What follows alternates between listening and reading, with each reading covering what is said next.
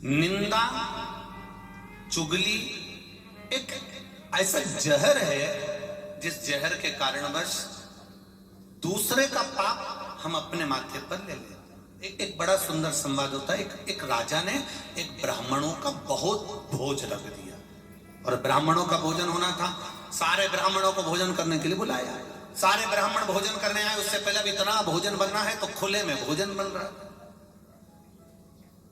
अब खुले में अगर भोजन बन रहा है, इतना भोजन तैयार हो रहा है, तो वहां खीर बन रही थी और खीर बनते बनते एक चील उड़ती हुई गई। उसने एक सांप को पकड़ा और सांप को पकड़कर वो चील लेकर चल गया।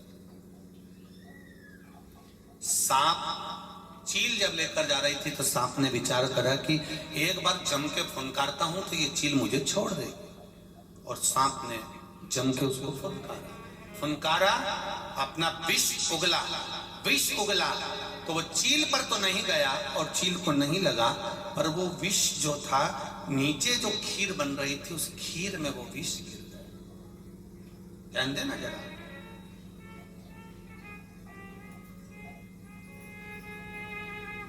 वो विष खीर में गिर गया। ब्राह्मणों का भोजन चल रहा था। हजारों ब्राह्मण भोजन करने आए थे, सब मर गए। सारे के सारे के प्राण चले।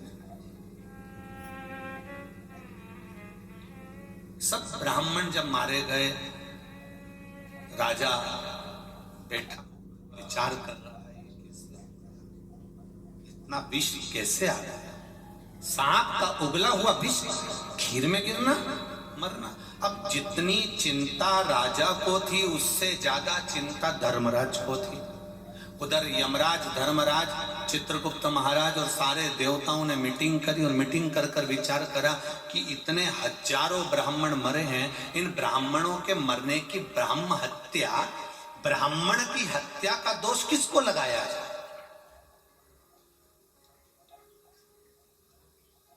आपका क्या विचार है? जितने लोग बैठे हैं बोलो जरा। इतने ब्राह्मण मरे, उस ब्रह्म हत्या का दोष किसको लगाया जाए?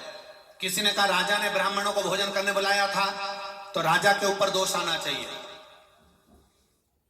दूसरा बोला नहीं नहीं नहीं नहीं, जिसने भोजन बनाया था दोष उस पे आना चाहिए। चित्रगुप्त महाराज बोले नहीं नहीं नहीं नहीं, एक काम करो, दोष चील को जाना चाहिए, वो सांप लेकर जा रही थी।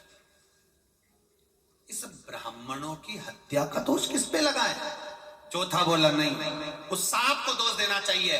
कम से कम विष उगलना था तो नीचे तो देख लेना था। अब राजा को दें, भोजन बनाने वाले को दें, चील को दें कि सांप को दें, ब्राह्म हत्या का दोष, ब्राह्मणों की हत्या का दोष किसको दिया जाए?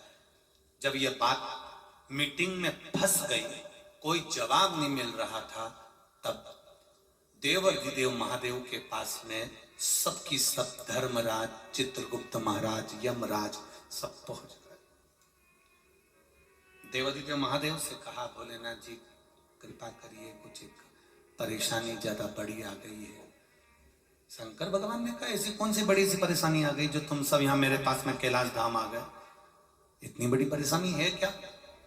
परेशानी ये आ गई है भोलेनाथ जी की, वो ब्राह्मण भोज रखा था राजा ने और उसमें सांप का जहर नीचे गिर गया, चील लेकर जा रही थी। तो ब्राह्मण हत्या का दोष किसके माथे पे मढ़ा जाए? किसके माथे पर सिग्नेचर होना चाहिए? किसके माथे पे मढ़ा जाए? राजा ने भोजन रखा था, उसके माथे पर ब्राह्मण हत्या आएगी? कि भोजन बनाने वाले के माथे पर ब्राह्मण हत्या आएगी? कि वो चील लेकर जा रही थी सांप को, उसके माथे पर ब्राह्मण हत्या आएगी? कि वो सांप जहर उगला, उसके माथे पर ब्राह्मण हत्या आएगी? ये ब्राह्मण हत्या किसको दी जाए? शंकर भगवान बोले 3 दिन रुक जाओ, 3 दिन के बाद में इसका मैं उत्तर दे दूंगा। शिव जी ने 3 दिन रोक दिया। जैसे हम आपको 3 महीना रोकते हैं, ऐसे भोलेनाथ जी ने 3 दिन रोक दिया। और 3 दिन में भोलेनाथ जी ने जैसे ही रोका, इतने में राजा के महल के पास में कुछ संत ब्राह्मण आए और ब्राह्मण राजा के यहाँ जा रहे थे। इतने में एक स्त्री, एक नारी वहां से निकल कर जा रही थी। उसने पूछ लिया, बाबा जी कहाँ जा रहे हो? सारे संत ब्राह्मण बोले हम राजा के यहाँ जा रहे हैं। जाओ जाओ जाओ, हमारे यहाँ का राजा ऐसा खोला, ब्राह्मणों को भोजन कराता और जहर मिलाकर खिलाकर मार देता। 3 दिन निकल गए, सारे के सारे देवता शंकर जी के पास पहुंचे। भोलेनाथ जी बताओ ब्राह्मण हत्या का दोष किसके माथे मड़े? शंकर भगवान ने कहा जिसने राजा की बुराई करना चालू करी, पूरा की पूरा बोझ उसके माथे मड़ता सारा। अब बोलो मालेगांव वाले, क्या विचार है?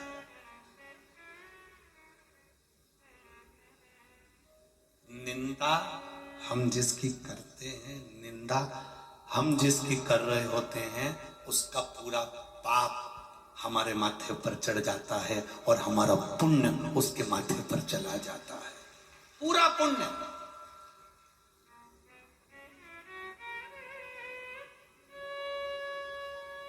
इसलिए बार बार आपसे कहते हैं मत बुरे कर्म